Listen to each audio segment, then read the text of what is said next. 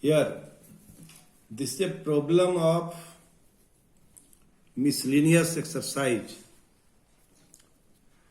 Problem number 11. This is a general problem. So I want to explain you. So I want to explain before you. Now,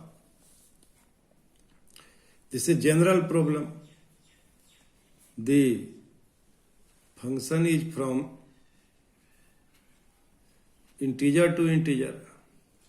Let f be the subset of z Cartesian product with z, defined by this rule. The product of x coordinate is product of AB and y coordinate is sum of AB, where AB belongs z. Suppose A is equal to 1, B is equal to 1. Then product is AB is equal to 1 and sum is 2. If also we take A is equal to minus 1, B is equal to minus 1, then product is 1 and sum is minus 2. So one has two images at the point 2 and at the point minus 2. Similarly,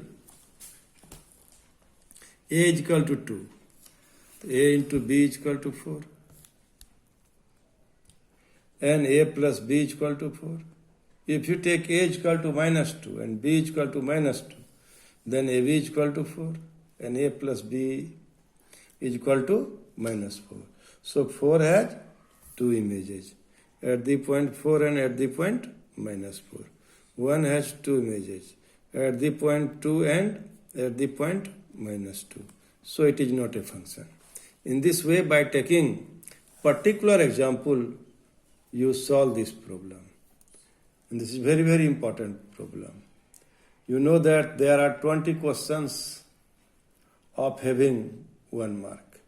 And also 6 questions are of having how many marks? 2 marks each. So this is very, very important question for short or very short type of answer.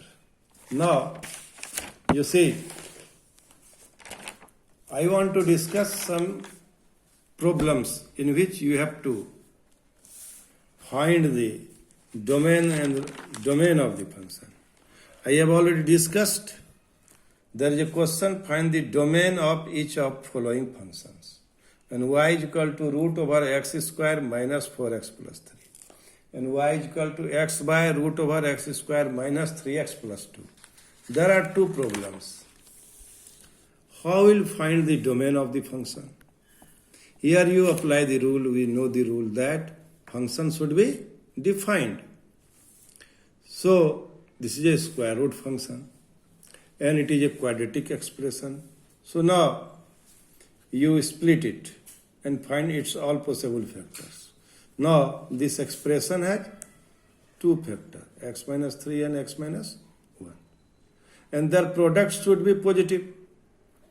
Then only we can find the square root of this function. So now I want to, here a scheme, sign scheme.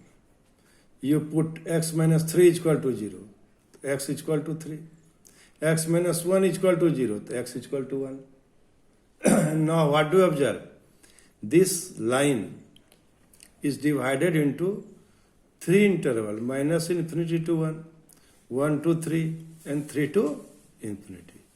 Now we take the value, any value between minus infinity to 1 in this product. We here observe that, suppose we take minus 2. Minus 2 minus 3 minus 5. Minus 2 minus 1 minus 3. So minus 5 into minus 3 is what? Plus 15, so positive. So the value of this expression is positive in the interval minus infinity to 1. And in the interval 1 to 3, what do you observe? It will be negative. And in the interval 3 to infinity, if you put any value greater than 3, it will be of course positive. So what do you observe? This expression will be positive in the interval minus infinity to 1, union 3 to infinity, 3 to infinity. This expression will be positive in which interval? Minus infinity to 1. It is clear because minus infinity to 1, the product of this expression is positive. And here, 3 to infinity, the product of these two functions is positive. So what do you observe? Where the product of two factors is positive, then it will be, then we'll take that interval for the purpose to determine the square root of the function. Expression, you say. So in this way, the domain of this expression is what? Domain of the expression is minus infinity to 1, union 3 to infinity. Now in the next problem, y is equal to x by root over x square minus 3x plus 2. Keep in your mind. You apply this rule, x square minus 3x plus 2 greater than equal to 0. This should be positive. This should be positive. And we do same here process to find the factors and determine its sign. Here there are two factors, x minus 2, x minus 1. And now you have to check it, where it will be positive. So, here you observe that, you can observe that this factor divides the line into three intervals. Minus infinity to 1, 1 to 2, 2 to infinity. And we put any value within minus infinity to 1, it will be positive. It will be positive. And within 1 to 2, it will be negative. And 2 to infinity, it is obviously positive. So, in the interval minus infinity to 1, union 2 to infinity, it will be positive. So, it will be the domain.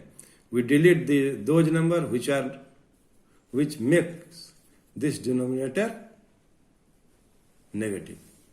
So in this way we can find the domain of this function. I hope you have already understood the method, the process, and you will apply it to solving another problems. Thank you very much.